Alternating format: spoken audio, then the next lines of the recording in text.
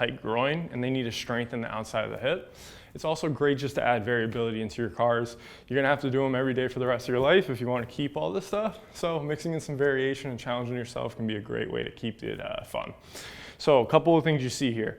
Ideally, her bottom foot, so her right foot, would be up against the wall so she can kind of drive through it, but we have this block here and a weight behind it just so that you can kind of stay strong.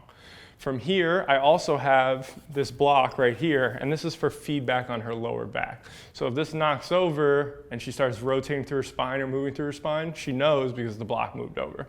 So she's gonna have her hands straight out in front. We're going through our bracing sequence, abs are getting tight. She's got nice tension right here, like an ab shield. We want all this to stay the same, so her belly button's not gonna turn up to the ceiling at all, so that we're just moving through this hip. She's gonna go ahead and bend her knee and really squeeze her hamstring. So from there, we're gonna bring this knee straight up, just like our other hip CAR. She's gonna pause right there. So she should feel hip flexor doing this. Now she's gonna push her knee into my hand and open the hip up. So now her side butt is abducting the hip. This is where if you're tight in the groin, you won't be able to do this too well. Now we're here, she's gonna get her heel towards my face by turning it up. Good, and then she's gonna start going into hip extension back.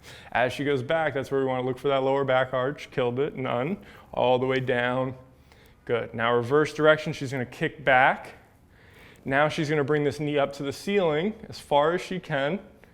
Once she maxes that out, now this heel is gonna come towards the camera and it's gonna rotate. Boom. Good. She's gonna do one more of those. So she's coming all the way up, nice and strong, out to the side, feeling the side butt, abduct the hip open. Now the hip is gonna turn in the socket, bringing the heel towards me and coming back into hip extension with those hamstrings. As she comes down to the side, adductors add towards it, bring it back, open all the way up again, and now she's gonna rotate from the hip and really bring her heel towards the camera as she comes down to the ground.